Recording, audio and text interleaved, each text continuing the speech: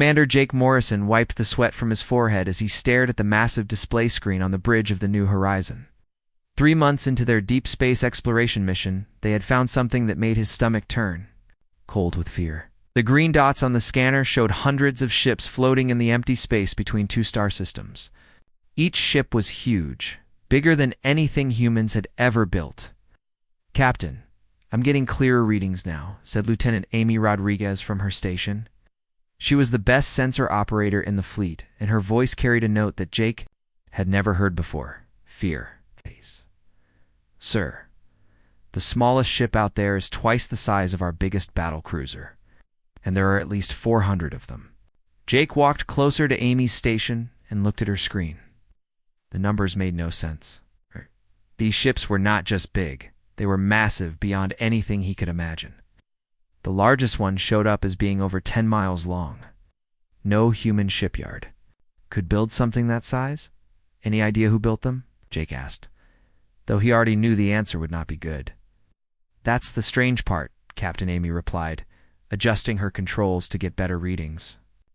"They don't match any ship design in our computer files. Not human, not any of the alien races we know about.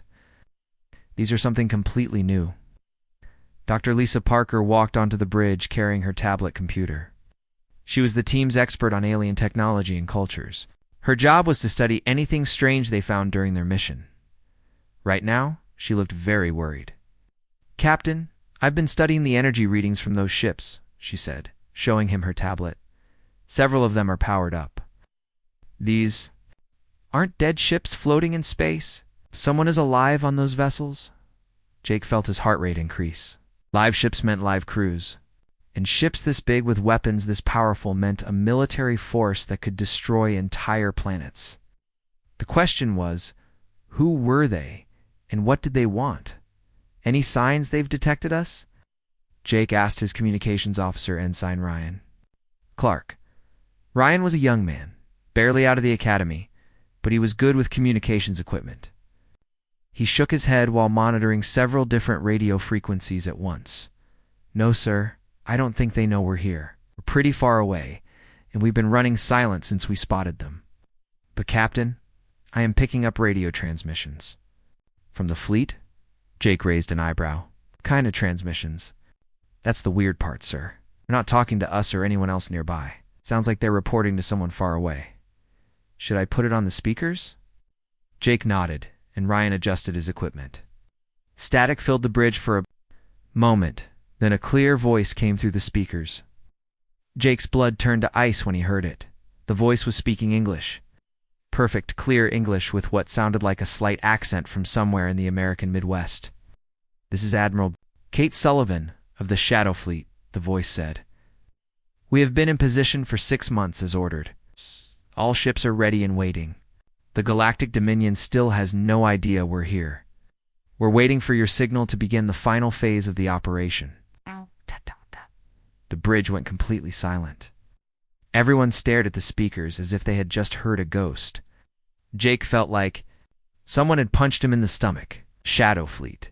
He had never heard of any Shadow Fleet in the human military. "Admiral Sullivan, this is Admiral Pete Collins on the Darkness Falls," came another voice, also clearly human.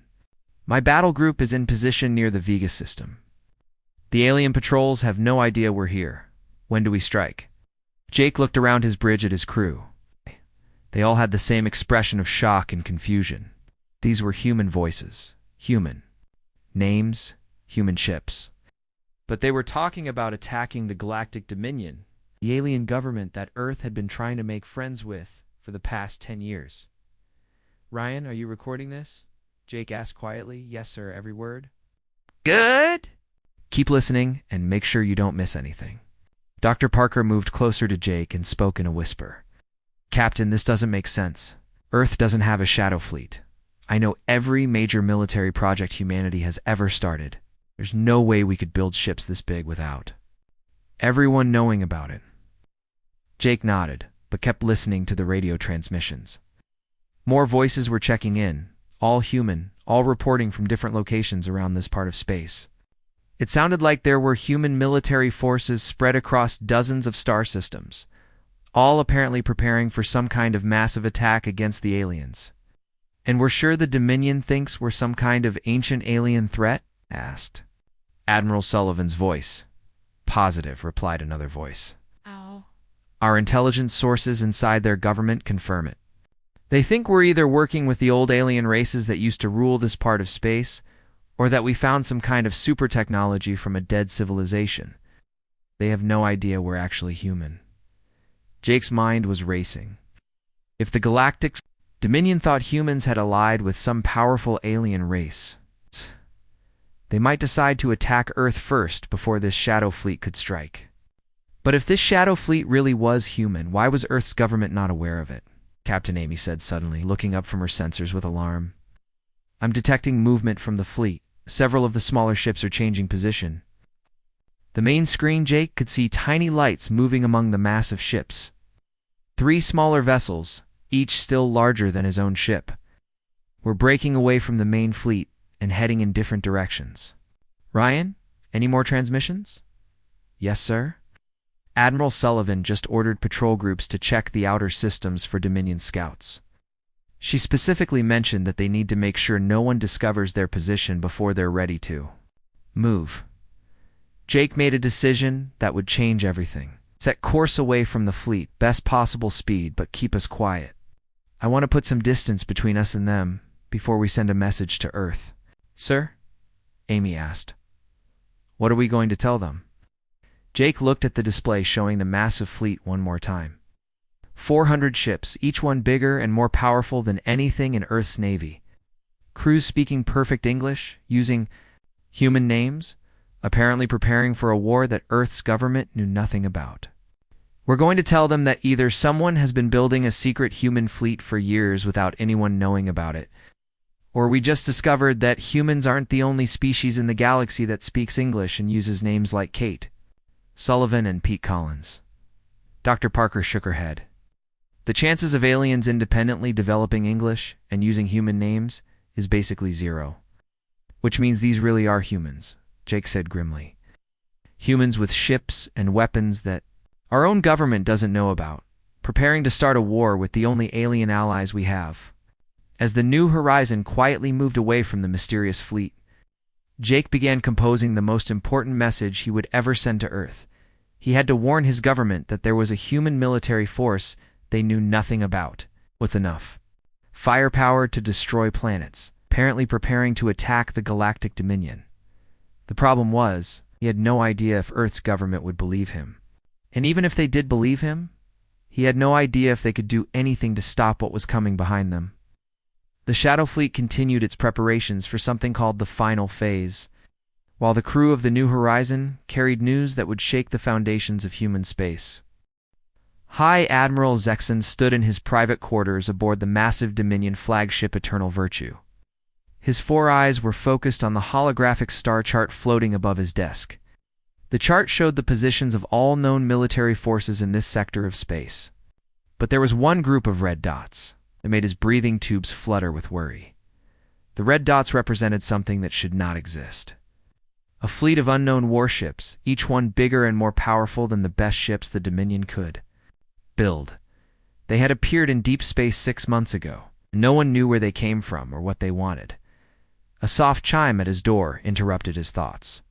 Enter, he said in the clicking language of his people. Though his universal translator immediately converted it to standard galactic speech, Subcommander Veltar rushed into the room. Veltar was young for a Dominion officer, his crystal-like skin still showing the bright colors of youth. Right now, those colors were flashing red and orange, which meant he was very scared. Aye, Admiral. We have received the final report from our spy ships, Veltar said, his voice shaking. The news is worse than we thought. Zexton turned all 4 of his eyes toward his aide. Show me. Veltar activated his portable hologram projector. The image that appeared showed detailed scans of the mysterious fleet. The ships were sleek and deadly looking, with weapons that could destroy entire cities. But what worried Zexton most was not how the ships looked, but how many there were. 437 ships, Veltar reported. The smallest ones are twice the size of our heavy cruisers. The largest ones are bigger than our mobile battle stations. Hi, Admiral. If these ships attacked any of our worlds, We could not stop them. Zexon's breathing tubes constricted. The Dominion controlled over 2,000 star systems and had been the strongest power in this part of the galaxy for 300 years. The idea that someone could build a fleet capable of challenging them was terrifying. Have we learned anything about who built these ships? Zexton asked. That is the most frightening part, sir. Our best scientists have studied the ship designs and energy signatures. They are certain these ships were not built by any known species in our records. Technology is completely alien to us. Zexton walked to the large window in his quarters and looked out at the stars. Somewhere out there was a fleet that could destroy everything his people had built, and they had no idea who controlled it. What about the humans? He asked. Could they have built these ships? Beltar's colors shifted. Too purple, which meant he was thinking hard. Our experts do not believe so, High Admiral. Human technology is advanced, but not this advanced. These ships use power sources and materials that humans have never developed. However, what? There are disturbing signs that whoever built this fleet may be working with the humans. Our listening posts have intercepted communications, suggesting coordination between the mystery fleet and human forces. Zexton felt his heart skip a beat. The humans had only been part of galactic civilization for 50 years. They were still considered a young and somewhat primitive species by most Dominion members. But they were also known for being clever and dangerous when threatened. Do we think the humans have made contact with one of the ancient races? Zexton asked. This was his worst fear. Before the Dominion existed, this part of the galaxy had been ruled by powerful alien civilizations that had disappeared long ago.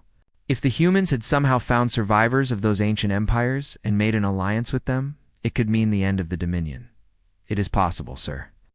The ship designs do resemble some of the artifacts we have found on dead worlds. It's also possible that the humans have discovered ancient technology and learned how to use it. Zexton turned back to face his aide. What else do we know? Beltar's colors shifted to deep red, the color of extreme danger. Hi, Admiral. Our codebreakers have been working on the intercepted communications from the Mystery Fleet. They have decoded several messages that mention something called the Final Phase.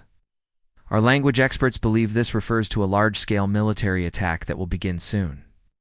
The High Admiral's breathing stopped completely for a moment. A final phase meant that whoever controlled this fleet was preparing to make their move. If they really were allied with the humans, it could mean a coordinated attack on Dominion worlds across multiple sectors. How much time do we have? Zexton asked. Unknown, sir. The messages do not include specific dates, but the fleet has been moving into better positions over the past month.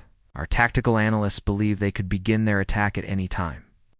Zexton walked back to his desk and activated his emergency communicator. Within seconds, he was connected to the Dominion High Council on the capital world. Council Leader Mordain, Zexton said, when the elderly alien's face appeared on his screen. We need to discuss the Mystery Fleet situation immediately. I am aware of your reports, Admiral, Mordain replied. His species looked like walking trees, and his bark-like skin was showing stress patterns. The Council has been meeting continuously. For 3 days, we are considering our options. Council Leader. With respect, we may not have time to consider options much longer.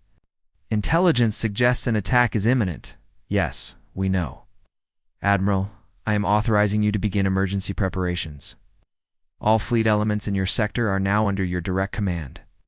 Begin moving them to defensive positions around our most important worlds. Zexton nodded. What about the humans? Should we warn them that their allies are preparing to attack us? Mordain's face showed the expression his species used when they were very angry. Admiral, we are no longer certain the humans are innocent. In this matter, it's possible they have been planning this attack on us for years. Till we know for sure, all human diplomatic staff in Dominion space will be moved to secure locations for their own protection. Sir, that could be seen as taking hostages. It could also save their lives if their own allies decide they are acceptable casualties in their war against us. The communication ended, leaving Zexton alone with his fears. He looked at the holographic display showing the Mystery Fleet again. 400 ships, each one a threat to entire star systems. If they really were about to attack, the Dominion needed to be ready. He activated his fleet communications system and began sending orders to every Dominion commander in his sector. Within hours, thousands of ships would be moving to defensive positions. Space stations would raise their shields and prepare their weapons. Entire worlds would go on military alert. But Zexon knew it might not be enough. The Mystery Fleet really had access to ancient alien technology, traditional military tactics might not work against them. The Dominion had ruled this part of space for centuries by being stronger than everyone else. Now they might be facing an enemy that was stronger than them, as reports began coming in from across his sector. Zexon tried to understand how the humans fit into this threat. Were they really allied with whoever controlled the Mystery Fleet? Or were they being used by aliens who wanted to destroy both the humans and the Dominion? He looked at the intelligence reports about human space. Earth and the human colonies seemed to be going about their normal business. There were no signs of military preparation or emergency alerts. Either the humans were very good at hiding their involvement, or they had no idea what was about to happen. Zexton hoped it was the second option. He had always liked humans, despite their strange ways. They were curious and brave, qualities that his own people respected. The idea that they might be part of a plot to destroy the Dominion made him feel sick. But ready or not, war was coming, and the Dominion would have to fight for its survival against an enemy they did not understand, using technology they had never seen before. President Carol Martinez was sitting at her desk in the Oval Office, reading the morning intelligence reports when her door burst open. General Ben Hayes, the chairman of the Joint Chiefs of Staff, walked in without waiting to be announced. The face was pale and his uniform was wrinkled, as if he had been awake all night. "Madam President, we have a serious problem," General Hayes said, setting a thick folder on her desk. "The Galactic Dominion is mobilizing their entire military. Every ship, every battle station, every planetary defense system is going to full alert status." President Martinez set down her coffee cup and looked at the general with concern. "Why? Have they been attacked?" "No, ma'am. That's the problem. As far as we can tell, no one has attacked them. But they're acting like they're about to be invaded by a massive enemy force." Martinez opened the folder and looked at the photographs inside. They showed alien warships moving in large groups throughout Dominion space. Thousands of ships all heading to war defensive positions around important worlds. "What's their explanation for this mobilization?" she asked. General Hayes sat down heavily in the chair across from her desk. "Ma'am, this is where it gets complicated. Our ambassador on New Geneva, Tony Brooks, managed to send us one message before all communication with our diplomatic staff was cut off.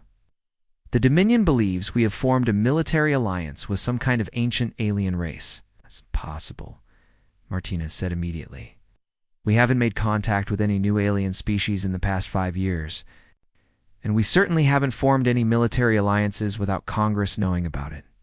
"I know, ma'am, but the Dominion seems convinced. According to Ambassador Brooks, they think we've either found survivors from one of the old precursor civilizations, or that we've discovered ancient alien technology and learned how to use it." Martinez stood up and walked to the window. Outside, she could see the normal daily life of Washington continuing. People walking to work, cars moving through traffic, everything peaceful and ordinary. It was hard to believe that somewhere in space an alien government was preparing for war based on something that wasn't even true. "General, what evidence could they possibly have for this theory?" "That's the disturbing part, ma'am. There apparently is a large fleet of unknown warships in deep space. Our own reconnaissance has confirmed they exist. But we have no idea who built them or what they want." Martinez turned back to face the general. "Show me." General Hayes activated the holographic projector in the president's office. A three-dimensional star map appeared, showing human space, Dominion space, and the areas in between. In one section, there was a cluster of red dots. "This is the Mystery Fleet," General Hayes explained. "Our best estimates put it at over 400 ships, each one significantly larger and more advanced than anything in our current fleet. They appeared about 6 months ago and have been maintaining position in this area of space. Could they be Dominion ships?" "No, ma'am. Our intelligence people have analyzed the design and technology. These ships don't match anything the Dominion has ever built. They also don't match any other known alien race in our files. Dr. Rachel Green, the president's science advisor, was called into the meeting. She arrived carrying her tablet and looking very worried. Dr. Green Martinez said, "General Hayes tells me there's a fleet of unknown alien ships in deep space. Could they be human ships from some kind of black project?" Dr. Green shook her head. "Madam President, I've reviewed all of our classified military projects going back 30 years. There's no way we could build ships of this size and capability. Without massive industrial infrastructure, the materials alone would require mining operations on dozens of worlds. But they're not Dominion ships either, correct? The energy signatures and design philosophy are completely different from anything the Dominion has developed. These ships use technology that we don't understand." General Hayes brought up more images on the hologram. "Ma'am, there's something else. We've been monitoring communications from this mystery fleet. Some of the transmissions are in a language our computers can't translate, but others... Others what, General?" "Others appear to be in English, ma'am. At least something very similar to English." Martinez felt a chill run down her spine. "You're telling me there's a fleet of advanced alien ships whose crews speak English? That's what our intelligence suggests?" "Yes, ma'am. The linguistic analysis isn't complete, but the voice patterns and sentence structures match human speech." Dr. Green looked up from her tablet. "The probability of an alien species independently developing a language identical to English is essentially zero. If they're speaking English, they either learned it from humans or they are humans. But you just said we couldn't have built these ships." "That's correct, ma'am. With our current technology and industrial capacity, ships of this size are impossible. But... double quotes, but what?" Dr. Green hesitated before answering. "Ma'am, what if some group of humans has had access to advanced technology for years without our knowledge? What if they found alien technology and used it to build this fleet?" The room went quiet as everyone considered this possibility. Martinez sat back down at her desk and looked at the holographic display again.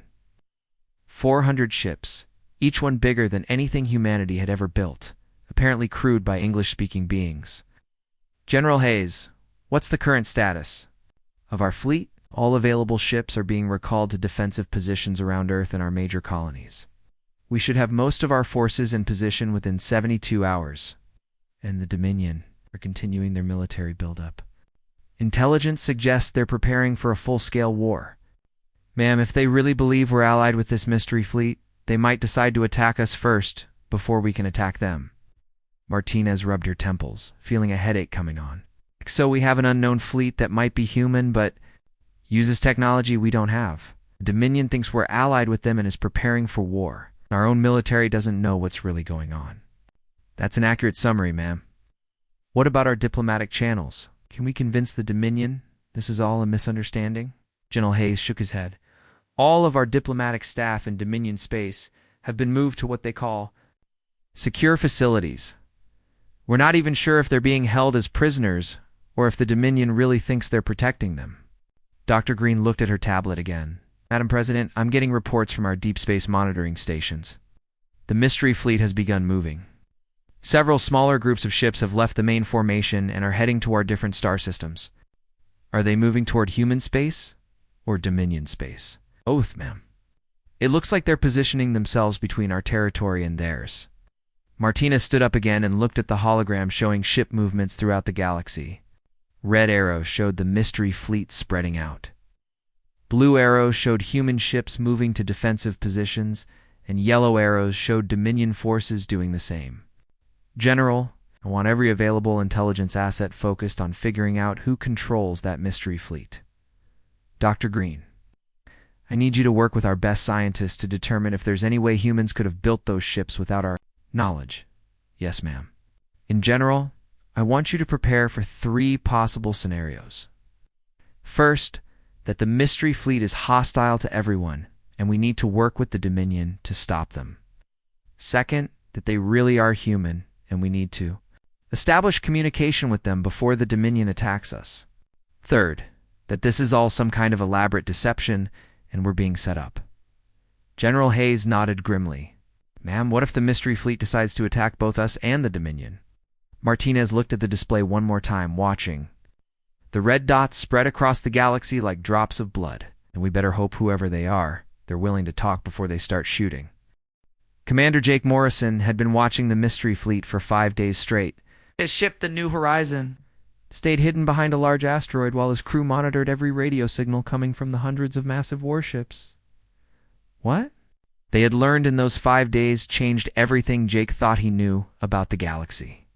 "Captain, I'm getting another clear transmission," said Ensign Ryan Clark from his communications station. "This one is between Admiral Sullivan and someone called Admiral Pete Collins." Oh, Jake nodded tiredly. He had not slept more than 2 hours at a time since they discovered the fleet. Every new piece of information made the situation more confusing and more dangerous. "Put it on speakers, Ryan." The bridge filled with the now familiar voice of Admiral Kate Sullivan. "Collins, what's the status of your battle group?" "All ships are ready, Admiral," came the reply. "But our intelligence sources are reporting that the Dominion is mobilizing their entire military.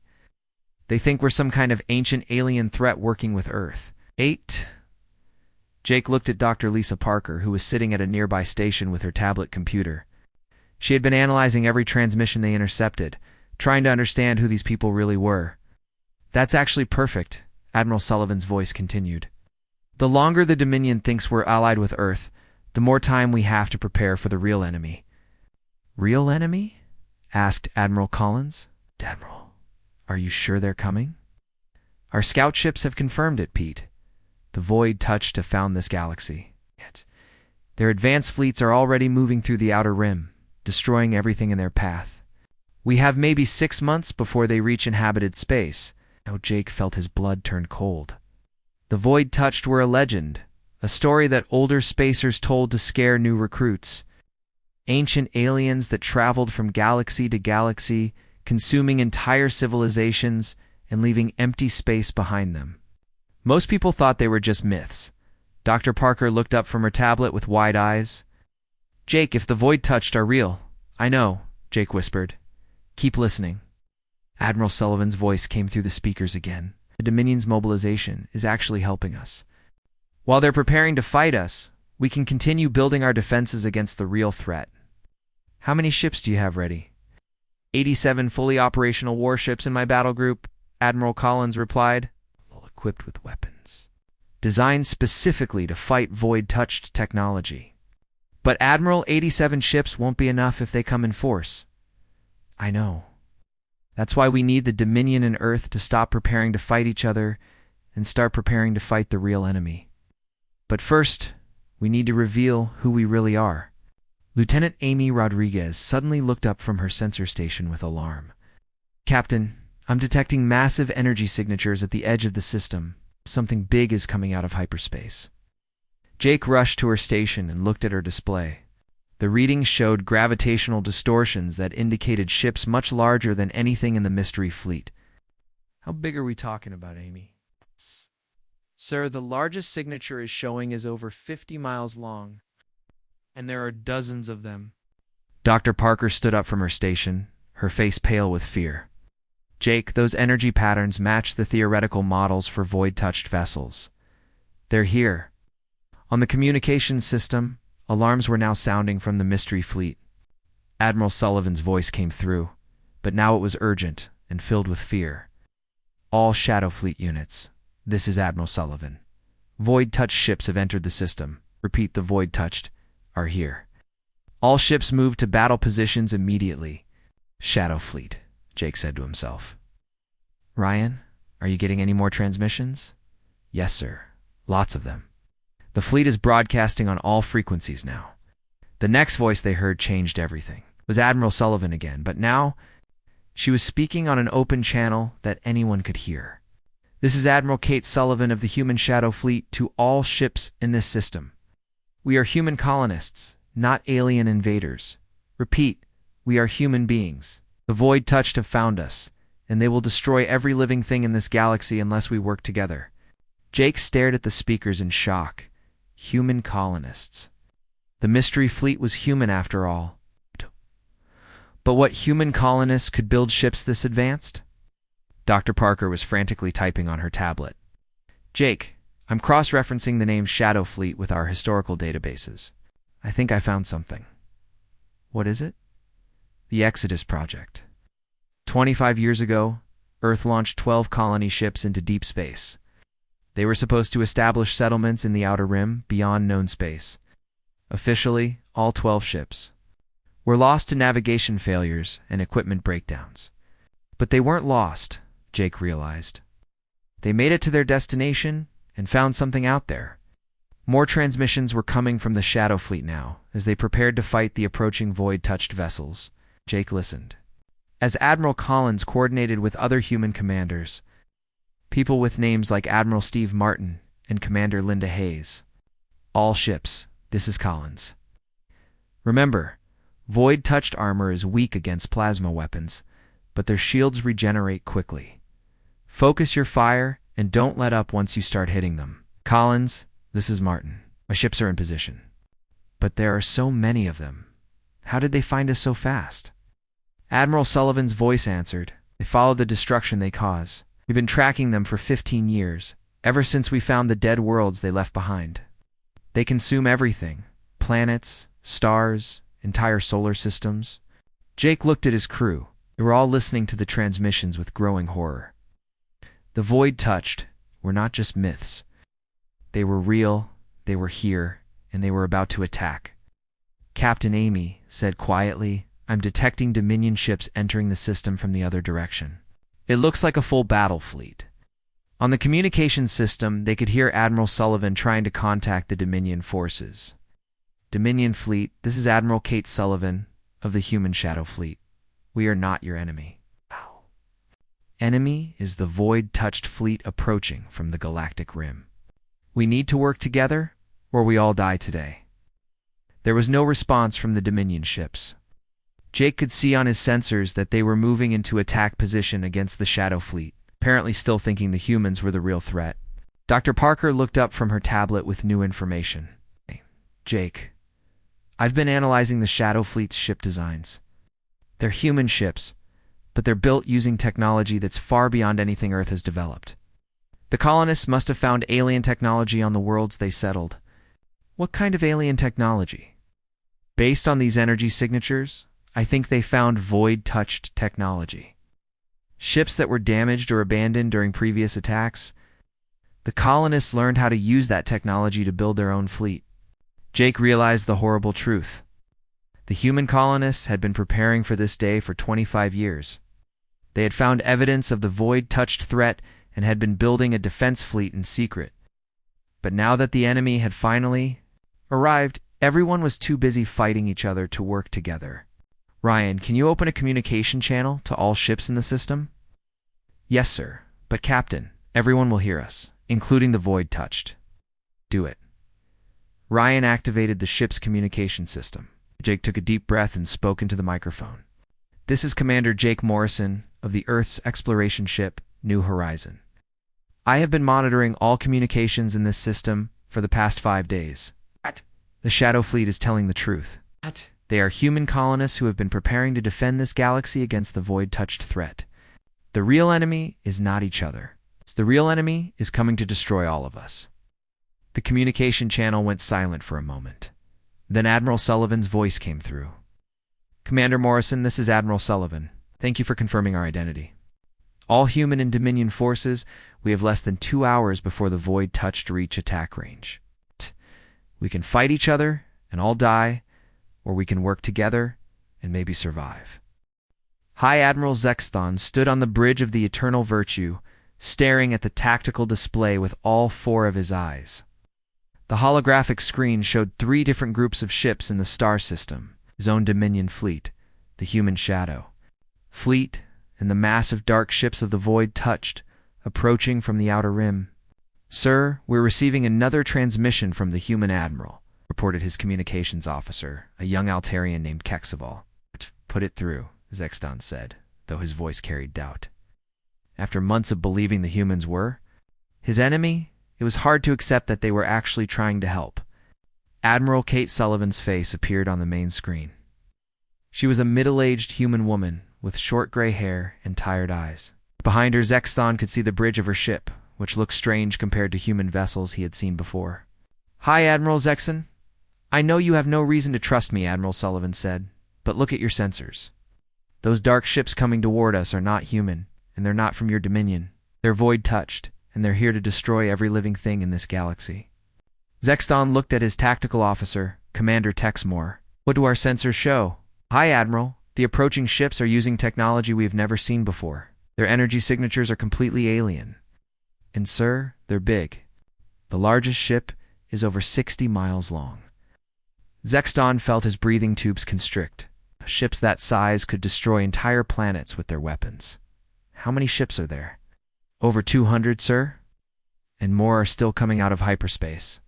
On the communication screen, Admiral Sullivan continued speaking. Hi, Admiral. My people have been studying the Void-Touched for 25 years. We know how they fight, and we know how to hurt them, but we can't defeat them alone. We need your help. Zexton made a decision that would change the course of galactic history. Admiral Sullivan, what do you need us to do? Combine our fleets. Your ships are tough and well-armed. Our ships have weapons specifically designed to fight Void-Touched technology. Together, we might have a chance. Within minutes, the Dominion and Shadow Fleet ships were moving into combined battle formations. Admiral Sullivan and High Admiral Zexton worked together to coordinate their forces. While the Void-Touched fleet continued to approach, on Earth, President Carol Martinez was watching the battle through long-range sensors. The situation had changed so quickly that her government was still trying to understand what was happening. General Hayes, are you seeing this? She asked. Yes, ma'am. Our deep space monitoring stations are tracking the battle. It looks like the Dominion and Shadow Fleet are working together against the Void-Touched. Dr. Rachel Green looked up from her computer. Madam President, I'm getting reports from our colonies. The Void-Touched aren't just attacking that one system. They're hitting multiple targets across the Outer Rim. 17 human settlements have gone completely silent in the past 2 hours. Martinez felt sick. 17 colonies meant millions of people. What about our fleet? Admiral Tony Rodriguez is moving our ships to support the Shadow Fleet, General Hayes reported. But ma'am, even with all our forces combined, we're badly outnumbered. Back at the battle, the first shots were being fired. The Void-Touched ships opened fire with weapons that seemed to tear holes in space itself. Dark energy beams lanced out toward the combined human and Dominion fleet. All ships, evasive maneuvers, Admiral Sullivan ordered over the combined fleet communication system. Remember, their weapons are powerful, but they take time to recharge. Hit them while they're vulnerable. The Shadow Fleet ships moved with surprising speed for their size, dodging the Void-Touched attacks while firing back with plasma weapons that glowed white-hot. The Dominion ships, slower but more heavily armored, absorbed hits while delivering devastating return fire. Commander? Jake Morrison watched the battle from his hiding place behind the asteroid. His small exploration ship couldn't help in the fight, but he could provide intelligence about Void-Touched movements. Captain, I'm detecting more Void-Touched ships coming out of hyperspace, Lieutenant Amy Rodriguez reported. They're not heading for the main battle. They're moving toward the inner system. Jake realized with horror what this meant. They're going after the inhabited planets. Ryan, get me a communication channel to Admiral Sullivan. Admiral Sullivan, this is Commander Morrison. The Void-Touched are sending ships toward the inhabited worlds. You need to stop them before they reach the civilian population. Admiral Sullivan's voice came back immediately. Morrison, we're already engaged with their main fleet. We can't break off to chase raiders, and we need to try something else. Dr. Lisa Parker, who had been studying the Void-Touched ships, suddenly looked up with excitement. Jake, I think I know how to stop them.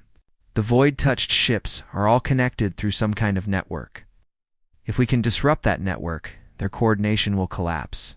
How do we do that? We need to get close to their command ship and transmit a disruption signal directly into their communication system.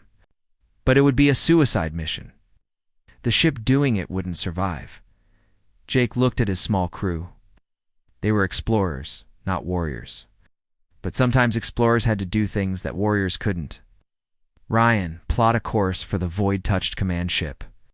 Amy, prepare all our sensor equipment to record everything we see. Dr. Parker, prepare your disruption signal. Captain, we can't fight that thing, Amy said quietly. We're not going to fight it. We're going to get close enough to hurt it, then transmit the signal. If it works, the combined fleet we'll have a chance to win. As the New Horizon left its hiding place and began moving toward the massive void-touched command ship, the main battle continued to rage. Admiral Pete Collins coordinated his shadow fleet battle group with Dominion Commander Kexstar, their ships fighting side by side against the alien invaders. Collins, this is Kexstar. Our ships are running low on ammunition. We need to try something different. Agreed. Sullivan, what if we concentrate all our fire on one of their big ships? Maybe if we can destroy one of them, it will disrupt their formation. Admiral Sullivan's voice came back over the communication system.